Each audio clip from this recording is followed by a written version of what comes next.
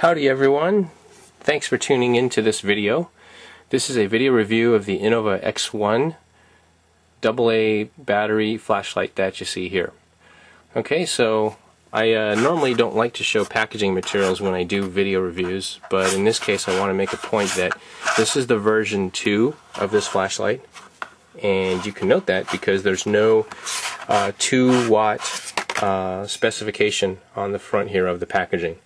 So the current version 3 has a 2.0 watt specification right there. So that's how you can tell the difference. The second thing you can do is you can look at the front of the light and see the Nichia CS LED emitter. So let's open it up and take a closer look. Okay, so here we are, and that's the Inova X1 in the middle there. There you go, let me turn my camera light on. And for an overall size comparison with the Surefire 6P and a Gerber Tempo. So let's put these two aside and take a close look at the Inova X1. So out of the box, it doesn't come with these key rings here. It simply comes with a black nylon wrist lanyard, and you simply thread that through the switch cap. So the overall feel of the light is very nice. It's really solid, really hefty feeling, and the anodize is really nice. It's got a very satin, smooth kind of feel to it. I think it's hard anodized 3, but I'm not positive. It definitely feels more silky and satiny than any of my other lights. So it has a very nice brushed 3/16 stainless bezel that also houses the glass lens and the reflector for the, there you go, for the Nichia CS emitter. Okay, so let's take it apart and look a bit closer.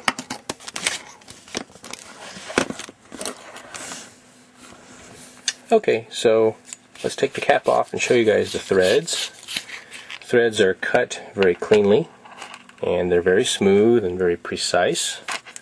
There's no slop or roughness at all to the threads, and the O-ring is likewise clean, tight, and seals very well to the switch cap.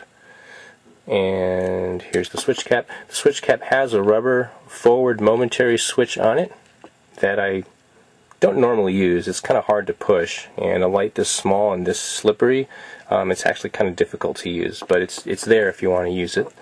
And here's the inside. Oh, actually, on that note, what you're looking at is a modification that I did to this switch. So out of the box, this is the switch cap plate, contact plate that Inova designed, and it works, but it's kind of soft and flexible and doesn't really seat down really flat and secure with the body of the light. And so in stock form, the switch has a very spongy, kind of a mushy feel to it. As you tighten it all the way down, it doesn't really feel like it makes solid engagement with the body of the light. So what I did was I took that plate out that you see here, and I replaced it with a brushed copper piece. Penny. Basically, it was a penny that I grind down with my Dremel, and I super glued it in place. So now you've got high conductance copper actually contacting the battery and completing the circuit with the body tube. And the result of that is a really precise, really clean feeling switch when you tighten the cap.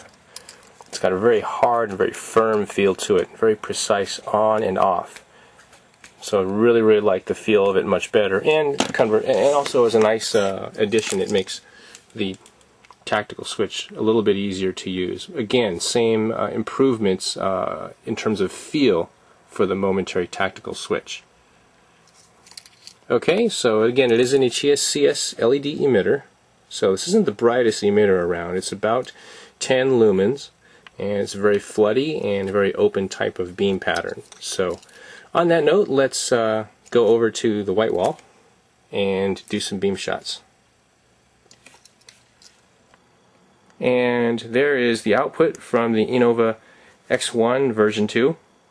You can see it has a slightly blue center spot with some nice yellowish colored rings going out to the side to the flood. And let me add one more beam from my Night Eyes modded mini mag. Okay, so the blue beam on the right is from a mini mag that's been modded with a Night Eyes 3 LED emitter drop-in, and that beam on the right there, that's the flashlight that I'm basically replacing, or it has been replaced with the Inova X1, and I hope you can see it on the video, but the main reason I don't like that Night Eyes drop-in is it's just so blue. I mean, it's just way too blue for a white LED emitter.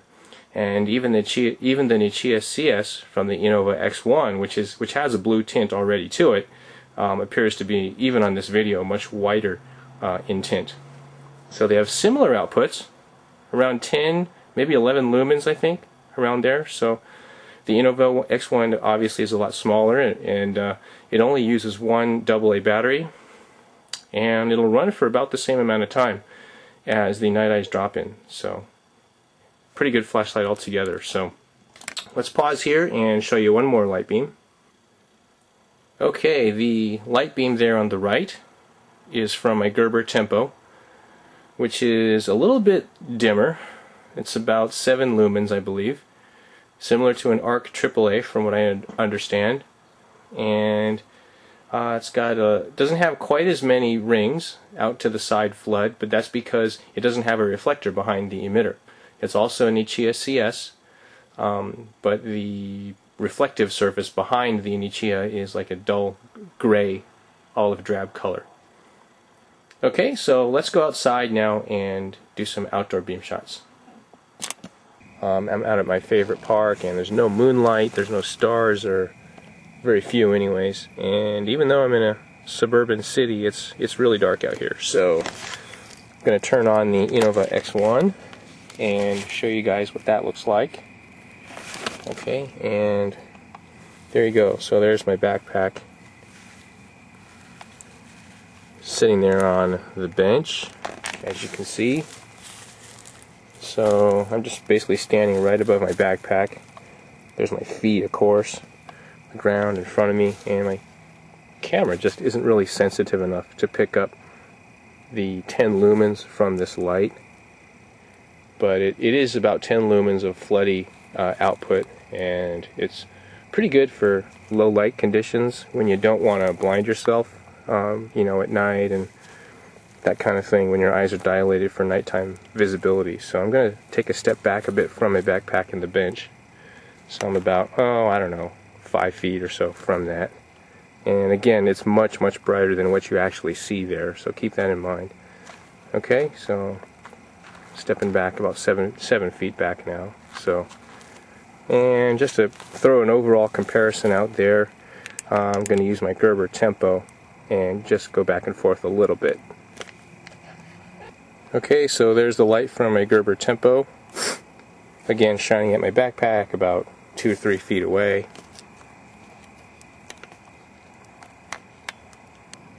Inova X1, Gerber Tempo, and one more time the Inova X1. Okay, so let's go back inside and wrap things up. I think overall the Inova X1 is a really nice, really well made light. It's not a retina burning, lumens throwing eye scorcher. It's not the campfire wow type of light that you're going to impress your buddies with or anything like that. What this is it's 10 lumens of flood that runs for a very long time on a single battery, and is the kind of light that you use to preserve your nighttime visibility without blinding you, for close proximity use. And even at 10 lumens I find that it's almost actually too bright.